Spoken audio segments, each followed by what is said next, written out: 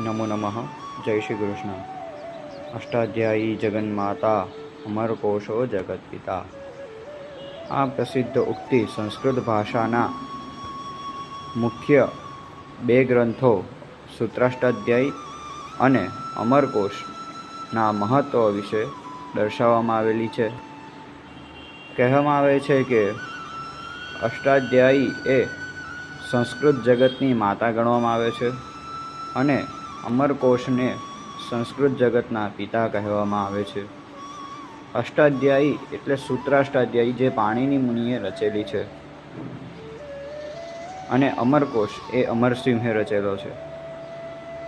સૂત્રાષ્ટાધ્યાયી અને અમરકોશનો અભ્યાસથી બાળકોને સરળ રીતે સંસ્કૃત બોલતા, વાંચતા અને લખતા આવડી શકે છે.